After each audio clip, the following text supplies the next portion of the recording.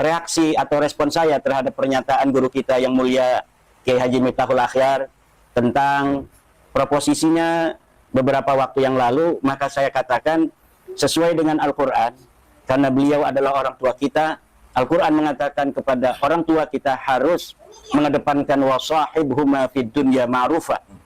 Hendaklah kita bergaul, hendaklah kita berakhlak dengan orang tua kita itu dengan akhlak yang ma'ruf, dengan akhlak yang baik, dengan akhlak yang menunjukkan bahwa kita betul-betul sebagai anak-anak beliau.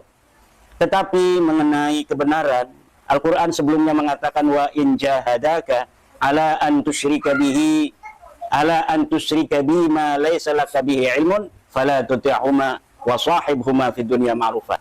Kalau orang tua kita berusaha untuk kita bermusyrik kepada Allah, maka tetap fala tuti'huma, jangan kita sampai mengikuti orang tua kita. Ma laysa laka bihi ilmun, sesuatu yang kita tidak ada ilmu tentangnya.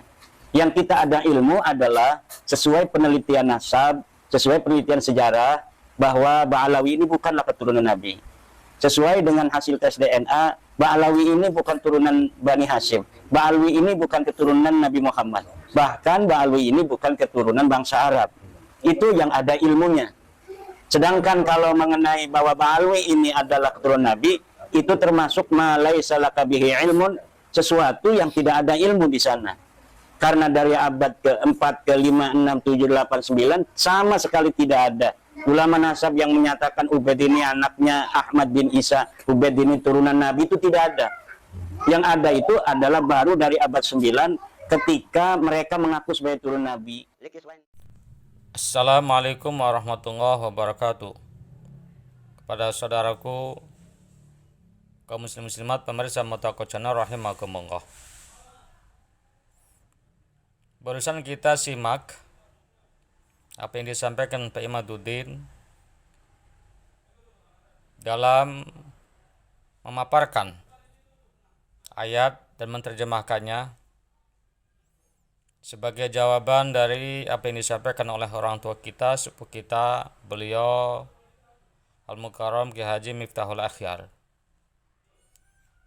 Kalau orang yang baru mendengar cara Pak Imad bernarasi dan berargumentasi mungkin akan terheran-heran dan pasti merasakan kaget. Bagaimana tidak kaget? Kok masalah nasab yang ulama nasab itu mengesahkan, minimal beliau tidak menyebut, dan tidak menyebut bukan berarti itu tidak ada atau apalagi menafikan. Kok oleh Pak Imaduddin disamakan dengan masalah syirik, dengan masalah akidah, menyekutukan Allah Subhanahu wa taala. Tentu ini adalah sesuatu yang sangat over sekali. Ulama-ulama nasab banyak mengarang kitab mengesahkan nasab Ba'alawi secara tersurat. Sejarah juga mengakui akan hal itu. Sementara kitab-kitab yang jadi pegangan Pak Imaduddin tidak ada yang menafikan, hanya tidak menyebut. Tidak menyebut bukan berarti tidak ada. Karena memang karena keterbatasan informasi. Baiklah para pemirsa, sebelum kita lebih lanjut untuk menjawabi dan mengupas apa yang disampaikan Pak Imaduddin yang kaitannya dengan ayat yang ada dalam surat Luqman ayat 15, kita mereview sebentar ya, untuk mengingat bahwa hal ini bukan yang aneh keluar dari seorang Pak Imaduddin. Karena memang itu wataknya. Kalau nggak begitu namanya bukan Pak Imaduddin. Memang Pak Imad ini kalau bernasi sering over. Seperti pernah kita dengar dalam ceramahnya dengan suara yang menggelegar ya. Pak Imad mengatakan tidak ada ulama Nusantara yang berkoalisi bekerjasama dengan Antek Belanda. Faktanya ternyata ada seorang alim, cucu daripada Syekh Al-Banjari, Syekh Jamaluddin. Lalu ketika mengatakan nasab balik putus, apa katanya? Nasab balik itu batil, maudhu, maktu. Kalau istilah ulama nasab kan hanya paling mardudun nasab, ditolak nasabnya.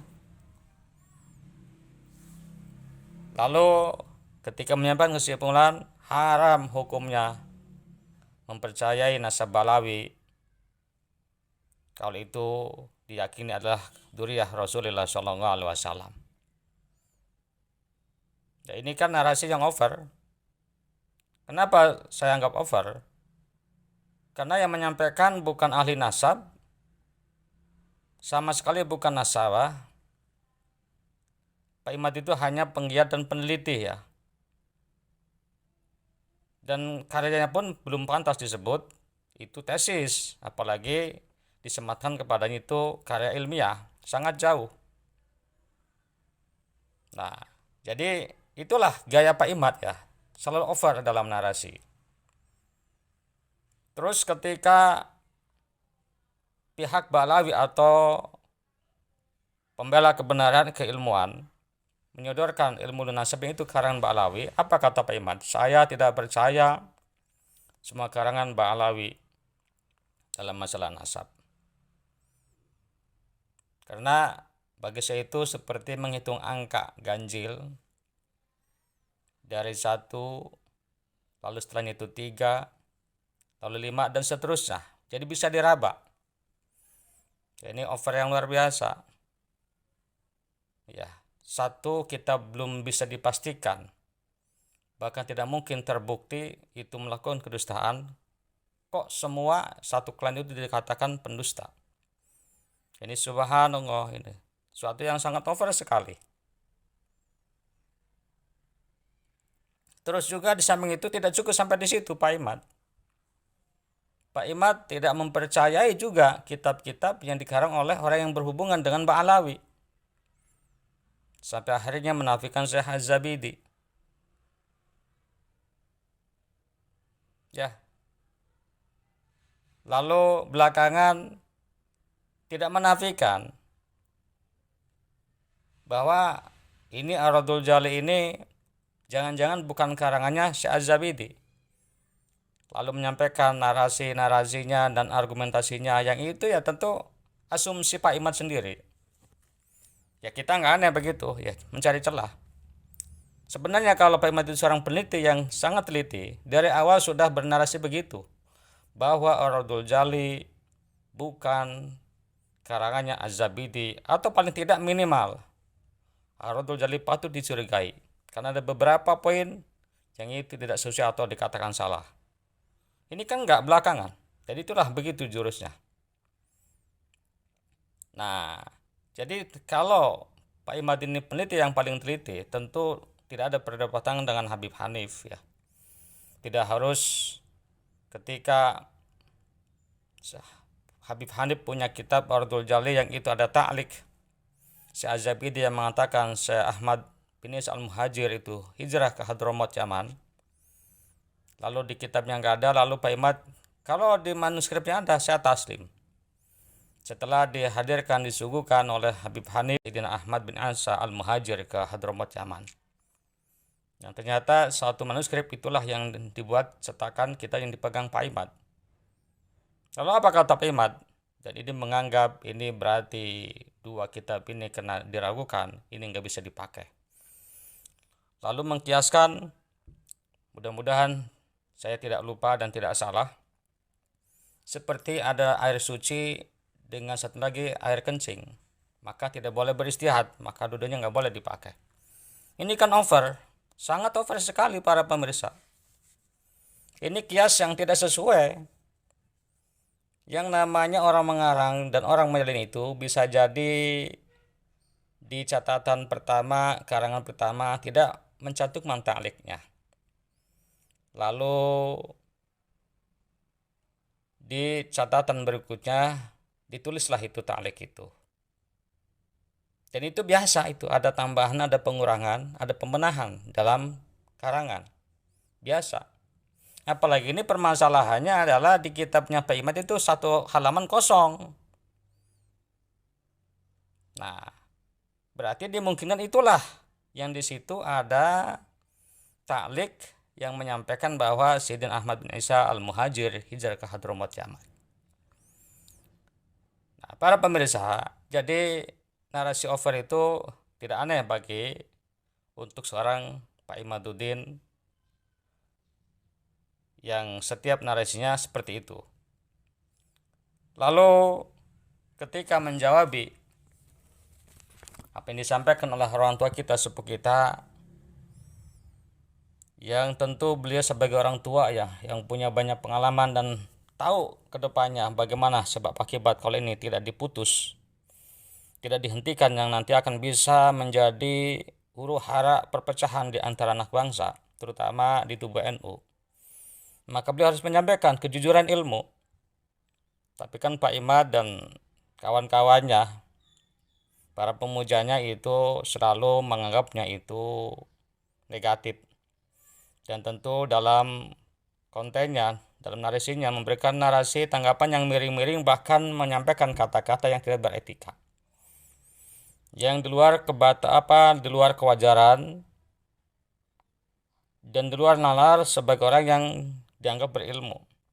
Sampai ada dari pengikut Pak Imad yang mengatakan si tua bangka, penyebar fitnah, dan lain sebagainya. Sebenarnya apa yang disampaikan oleh beliau Ki Miftahul itu sudah tepat dan sangat benar, dan tidak ada yang salah apa yang disampaikan. Jadi tidak ada yang perlu ditanggapi seharusnya. Ya, beliau kan hanya menyampaikan satu hadis bahwa akan tiba satu masa, satu zaman di mana kikir itu ditaati, nafsu diikuti, dan orang itu bangga dengan pendapatnya sendiri. Dan ini kan sangat fik ya, dengan sangat faktual gitu, dengan yang ada sekarang gitu. Di mana orang itu bangga dengan pendapatnya sendiri, walaupun dia itu bukan siapa-siapa. Kita bisa melihat, kita bisa mendengar bagaimana orang-orang yang mengikuti Pak Ahmad itu bernarasi semua maunya gitu. Padahal dia itu tidak tahu apa-apa. Dan kitab nasab ya hanya ikut-ikutan baca, hanya mendengar, hanya tahu sedikit. DNA juga sama, enggak ada yang ahli dari mereka. Siapa sih? Baik si Faki ya, atau Ihya Salafi, apalagi Ahong gitu ya. Termasuk Pak Imam sendiri, bukan ahlinya. Nah, ini kan udah disampaikan ya, udah dibahas oleh ulama sedunia yang kalibernya luar biasa kan gitu ya. Udah sering saya sampaikan ya, diantaranya ya Syekh Wahbah Zuhaili, Syekh Yusuf Al-Qaradawi, beliau Syekh Muhammad Ramadan Al-Buti rahimahullah ta'ala wa nafa'ana bih, dan juga banyak ulama lainnya yang tentu Al-Bakri tidak bisa menyebutkan semuanya.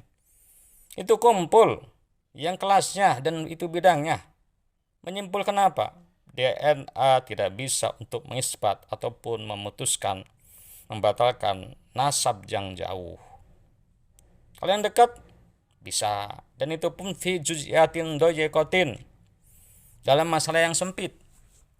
Nah, sementara ya sekte Imadiyah ini tanpa terkecuali termasuk Pak Imad siapa gitu loh. Mau dihadapkan Syekh Wahbah Zuhaili bukan kelasnya, bukan apple to apple. Ya, sangat tidak waras kalau dibandingkan dengan beliau-beliau ya. Nah, para pemirsa, dalam hal ini saya bilang ini yang paling over. Kenapa?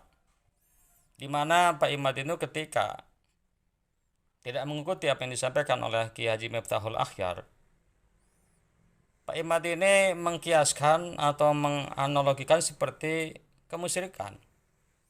Sebagaimana itu tersurat dalam surat Luqman, wa in jahadaka ala an tusyraka bima laysa laka bihi ilmun fala tuti'huma wa sahibuhuma fid dunya ma'rufa.